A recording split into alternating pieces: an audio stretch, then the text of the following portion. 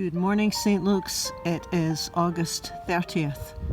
We're sheltering in place. It is week 24.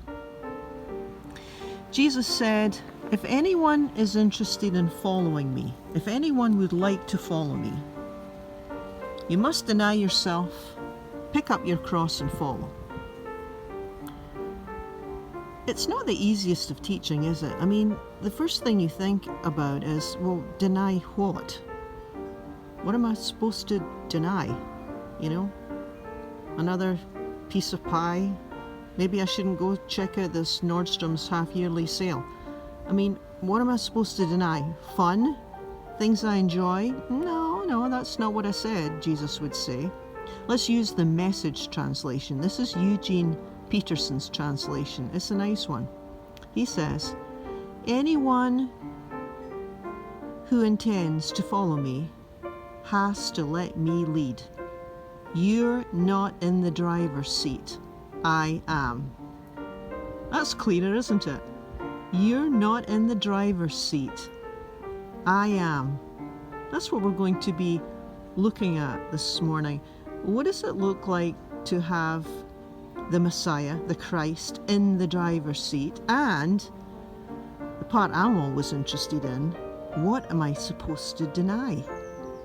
Our reading this morning is from Matthew 16, verses 21 through 28. The Gospel reading today is from Matthew chapter 16, verses 21 through 28. From that time on, Jesus began to show his disciples that he must go to Jerusalem and undergo great suffering at the hands of the elders and chief priests and scribes, and be killed, and on the third day be raised. And Peter took him aside and began to rebuke him, saying, God forbid it, Lord, this must never happen to you. But he turned and said to Peter, Get behind me, Satan. You are a stumbling block to me, for you are setting your mind not on divine things, but on human things. Then Jesus told his disciples, If any want to become my followers, let them deny themselves and take up their cross and follow me. For those who want to save their life will lose it, and those who lose their life for my sake will find it. For what will it profit them if they gain the whole world but forfeit their life? Or what will they give in return for their life? For the Son of Man is to come with his angels in the glory of his Father, and then he will repay everyone for what has been done. Truly I tell you, there are some standing here who will not taste death before they see the Son of Man coming in his kingdom.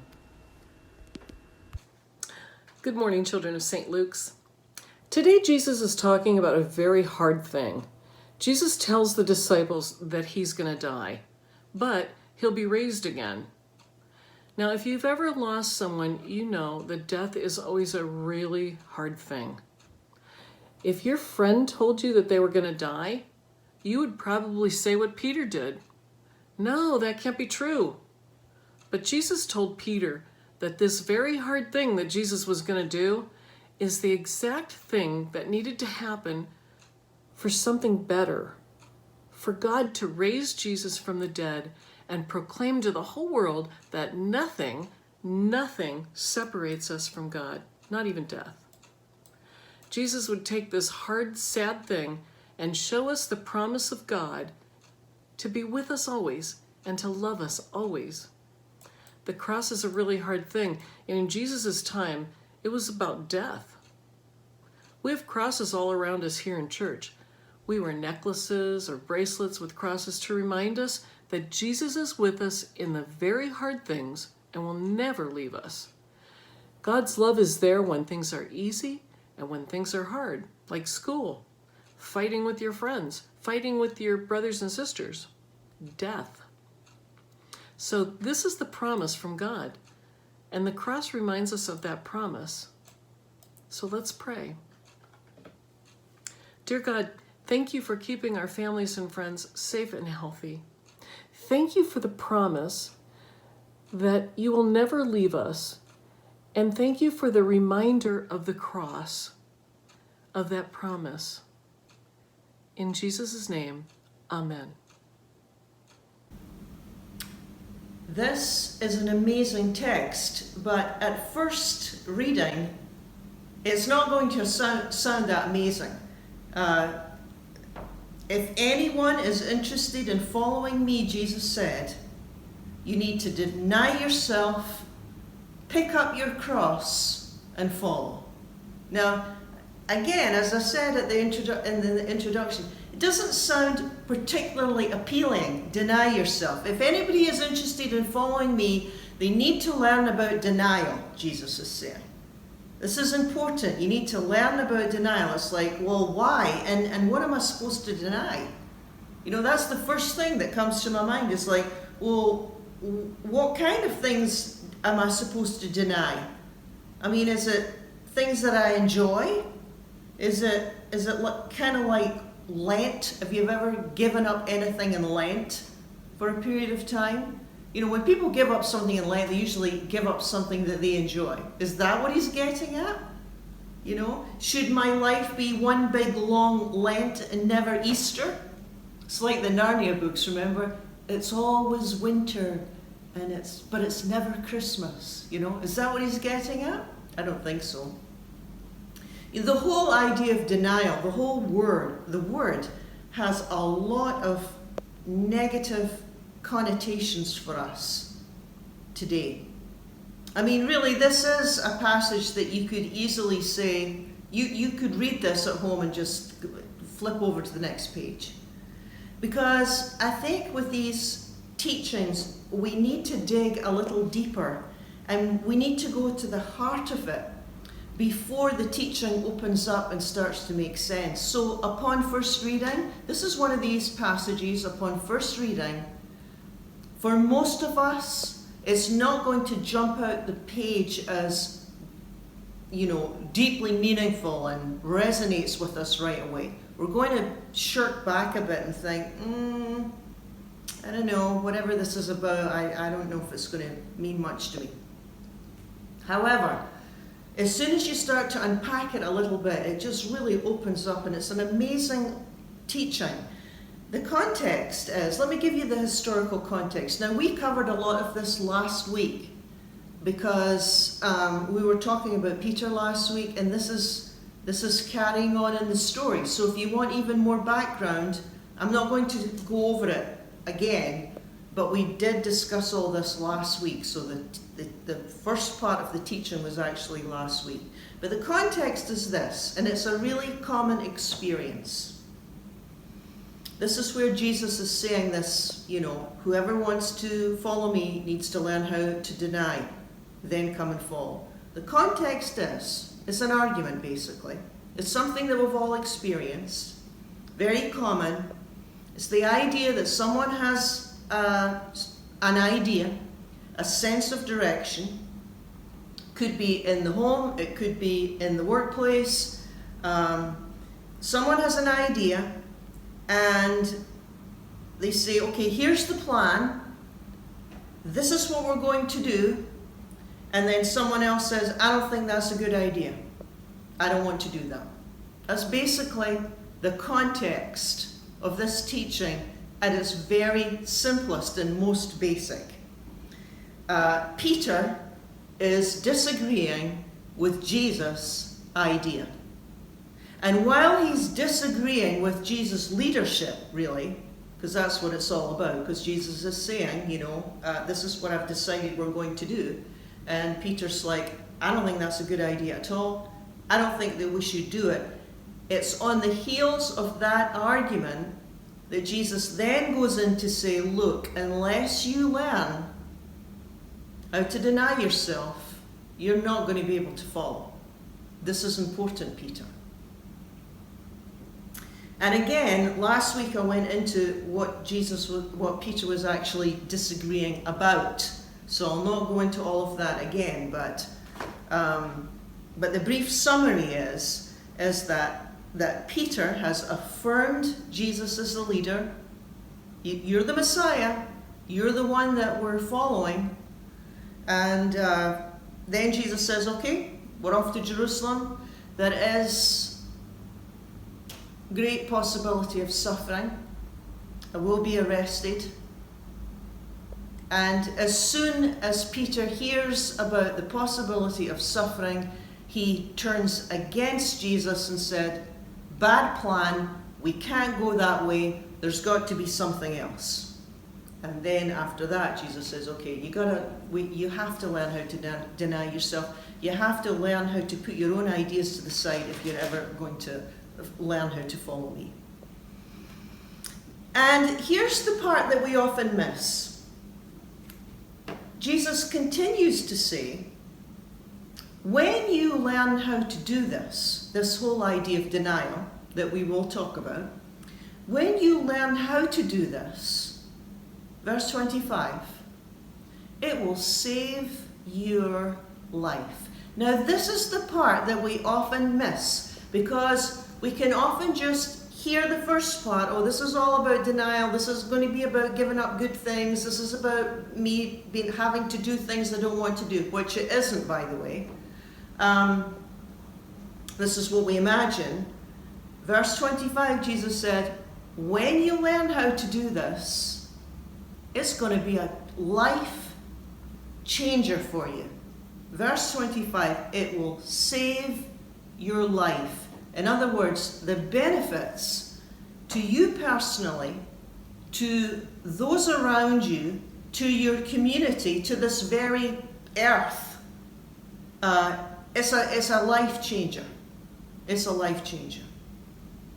Which gives me a hint that when he's talking about denial, he's talking about something more than having another cookie, having another glass of wine, having another pair of shoes, or whatever other little treat that we think that we might have to deny. I don't think it's about any of these sorts surfacey little things that we do. I think it's much bigger than that. Basically Jesus is saying to Peter, this is a big deal. You learning how to follow me is a big deal. It's a lifesaver. And the reason that it's a big deal is because for Peter, in order to follow, he has to learn how to deny, or, another word, disown his fear. And in his case, it's fear. It might not be fear in your case, but let's just use Peter as an example. Peter, if he's ever going to learn how to follow, has to learn how to disown his fear. In other words, I mean disown as in the sense that it can't take first place and it can't take lead place.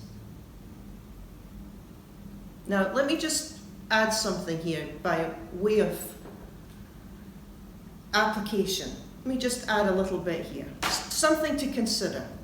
When you think about the times in your life where you've gone really off track, okay? You've really taken a wrong turn. Or the times in your life where you've gotten involved with the wrong people or the wrong person, or it could even be a business deal, or you've made the wrong decision, or you've said the wrong thing. It's just really, I'm just trying to get you to think about times where you think, that was not a good idea. That was, when you look back on it, and you think, oh, I wish I hadn't done that. Why did I do that? How many times were you motivated by fear? Now, it might not be obvious, but if you poke below the surface, oftentimes fear is the motivator. And now again, it might not be obvious first off. It might not be obvious, but if you just sit with it for a few days and just ponder it, oftentimes it is fear that leads us. Jesus is saying to Peter, we've got to address this. Or Peter, and this is my, I'm imagining this, we have to address this. Otherwise, you're going to keep on making the same mistakes. You're going to keep on lacking good judgment over and over and over again. If we address this now, because this is at the front end of his ministry for Peter. He's almost stepping into a leadership position, but not quite. It's like, Peter, we have to address this now because this is going to affect your whole life. It's going to affect how you lead in every sphere, whether it's your family, whether it is your work, or in Peter's case, the church. We've got to address it. This whole idea of what is leading you. And of course, all the other disciples are listening on it, so it really is a lesson, not just for Peter, not just for these disciples, these students 2,000 years ago, but of course it's for us too.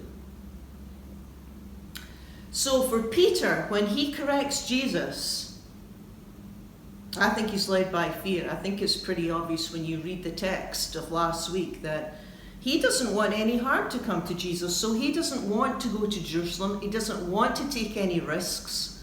He wants to protect Jesus. So he's actually got a good heart, and he wants to do it, he wants to protect his rabbi. He wants to protect his teacher. That's not unreasonable.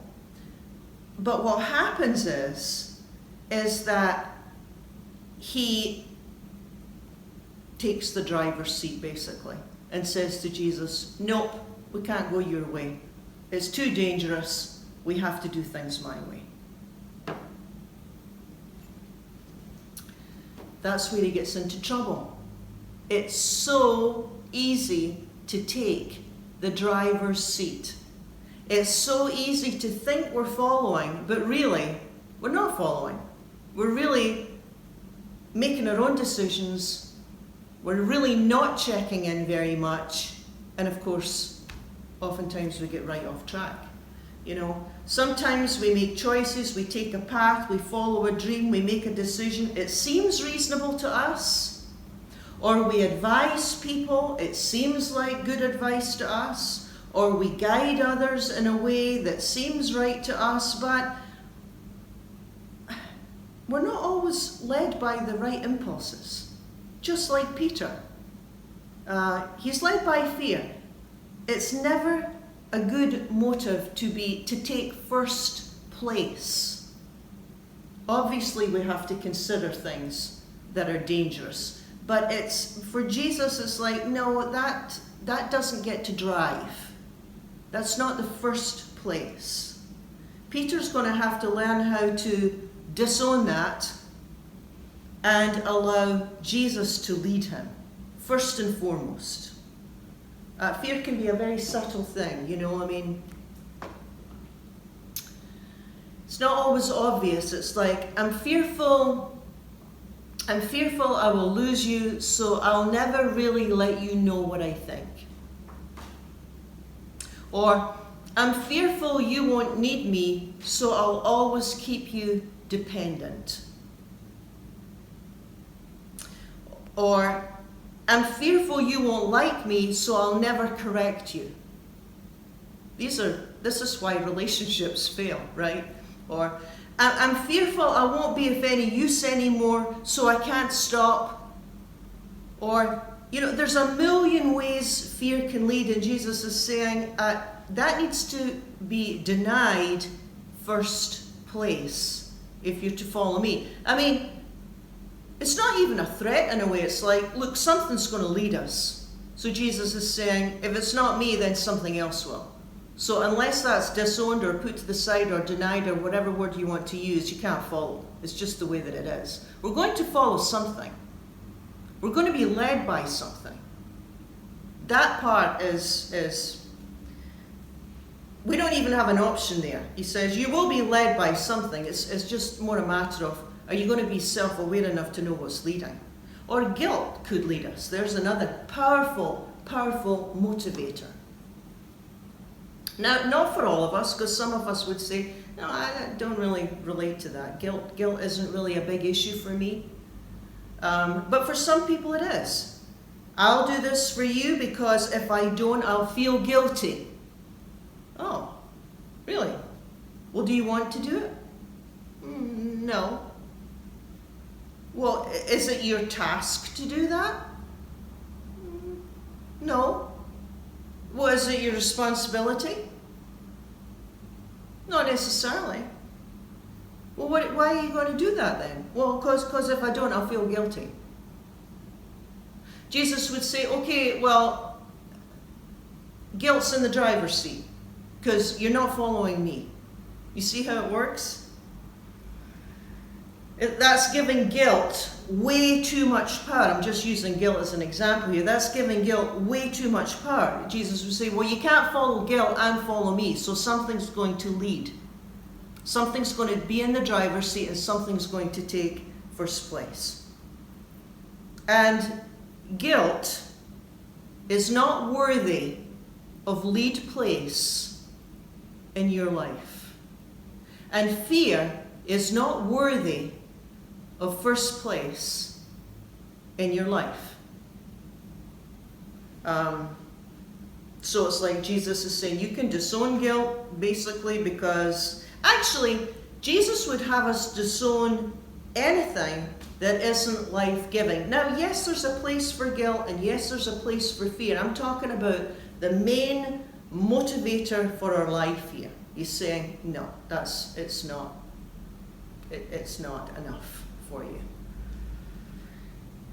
And of course, it's not easy to disown these passions, I'll call them, in the old sense of the word passion as in suffering. Remember that was the word, the passion of Christ, the suffering of Christ. Not easy to disown these things. And maybe it's not fear, maybe it's not guilt, maybe for you it's anger. Maybe that's what gives you the juice to move and go ahead, or maybe it's unforgiveness, or maybe it's envy, or maybe it's melancholy or control. Whatever these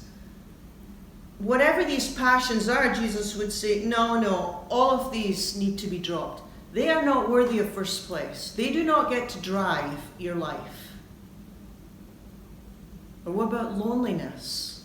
There's a powerful one. No, he'd say, that can't lead. It can't lead. Not if you want to find true life. If you want to find true life, you have to go my way. Because all these other leads don't take us to what Jesus called abundant life. And by the way, that whole idea of picking up the cross, when he says, pick up your cross and follow me, the easiest way to think about picking up the cross is, because remember the cross was an instrument of death in the old days, 2,000 years ago. The easiest way to think about picking up the cross is just, it's disowning. It's like dropping my way, dropping my idea, and picking up the cross would be going Jesus' way, allowing that to lead. So if I'm picking up my cross, I'm willing to, the scriptural way of saying it is, I'm willing to die to my ideas. I'm willing to disown my idea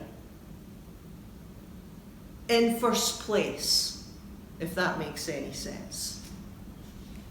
It's hard to get new language for these concepts. When we're on automatic pilot, right, when we're just going through our life, what we normally go through, just automatic pilot, we do what our default is, and we all have our own different defaults, right? Peter's default was fear, so he's going through his life, he's living his life, something happens that he doesn't like, his default is fear. Wants to stop, wants to take control. That's what he does. That's what he's always done. Now, maybe you don't do that. Maybe when you're stressed or overwhelmed, maybe you're not like Peter at all. Maybe you just isolate and check out. Or maybe you just work more. Maybe that's how you cope. These are all ways of coping, really, in life. Or maybe you rationalize and tell yourself what you're doing is fine under the circumstances. Or maybe you lose yourself in TV land, or food, or find ways of escaping, right? We all have these ways that we've learned to cope. Well, of course, nowadays we call them defense mechanisms, but in Bible times they didn't use these words, right? In Bible times they used the word sins, which means to miss the mark. That's all sin means. It means you missed the target, you missed the mark, you're off track, you're going in the wrong direction. By the way, repentance means to turn around, to get back on track, which is interesting. So Jesus is saying, you know, if you go on automatic pilot and you do what your default is, that's not necessarily going to lead you to life. I'm leading you toward abundant life, a fuller life, a more self-aware life. How about learning to follow me? How about learning to follow me? It's funny, we often assume that we are following.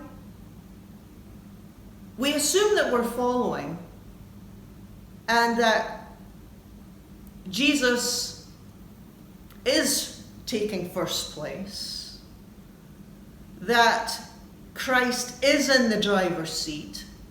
We assume that, but oftentimes when you stop and think and consider, that might not necessarily be the case. In other words, it's very easy to grab the steering wheel. There's another way of saying it. It's very easy to grab the steering wheel and go off and do our own thing. Step one is always about just becoming aware of what leads us. Such a big step in our spiritual, emotional life. So simple in some ways, so difficult. It's just about stopping and becoming aware what leads us. I think that would be actually a very helpful spiritual practice to just do for 1 week. Just 1 week of it gives us a lot of insight into ourselves. Why am I doing what I'm doing?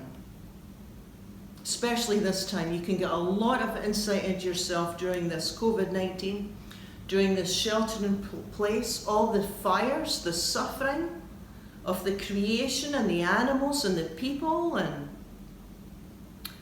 what a horrible time it is. It can give us so much insight into who or what we are following, and who or what's in the driver's seat, what's leading. Because again, like Peter, we just assume that we're following Christ, and then Jesus comes along and says, I never told you to go that way. You're not following me. You're going off and doing your own thing. So when we get that correction, which is really what the Spirit of God in us does, God has a way of communicating with us. God has a way of checking us. Often it's a still small voice, but it's there. We all have it. It's a little check. Sometimes it's loud, but oftentimes it's just a little check that says, it's almost like a whisper, that's off track. That's not right. And that's not following Christ. And you know, the amazing thing about Peter is, who went on to be an amazing leader, and I've mentioned this before about Peter, because this is why he's so wonderful, and Paul. It wasn't that they always got it right. It wasn't that they were always following perfectly. It was that these first believers could be corrected by God and get back on track. And this is the best we can hope for ourselves. It's not that we get it perfect. It's not that we always do it right. It's not that we're always, that we're never grabbing the wheel and taking over again. It's more a case that we become aware of what's leading us, that first step, become aware, we stop, and we release and allow God to come back once again and lead and direct.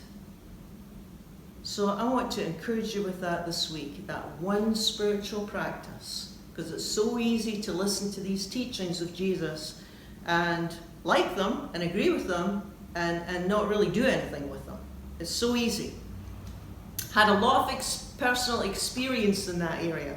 So I want to encourage you for just that one practice to just every so often pause, ask yourself, what is leading? Who is leading? See what insight comes. Amen. Oh, the beauty of the King. You make righteous those who seek. You have written and redeemed my story. Let my eyes see a kingdom shine all around.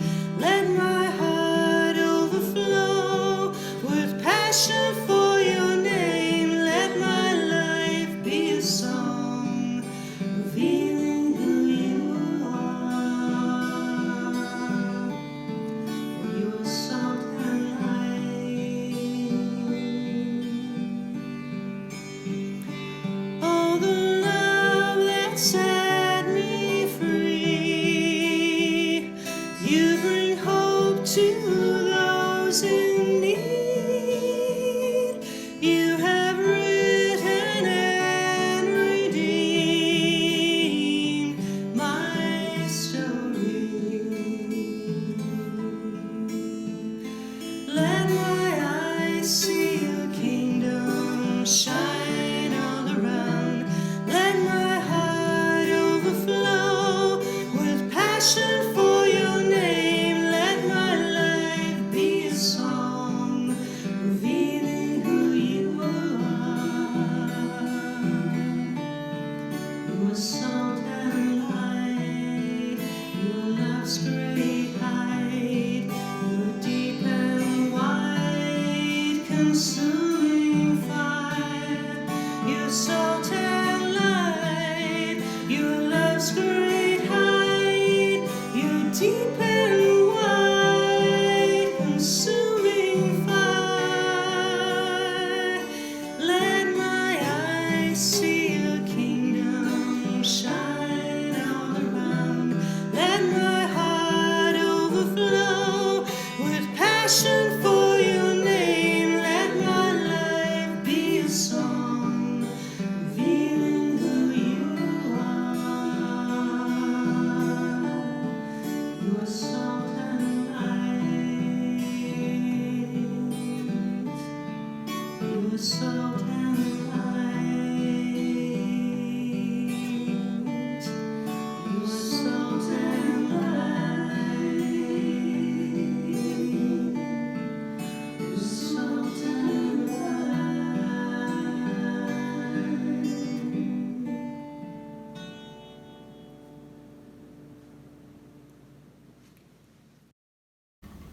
I'd like to thank everyone who has contributed in all the various ways that you contribute. Those of you who have sent in your checks, those of you who have prayed for us, those of you who come on the property and do practical things for us. Thank you for your contributions. You know, we're a small congregation. We're solely supported by our members and our friends. We don't have a head office somewhere helping us or a synod helping us. We're completely supported by our members and our friends, and I want to thank each one of you for your faithfulness.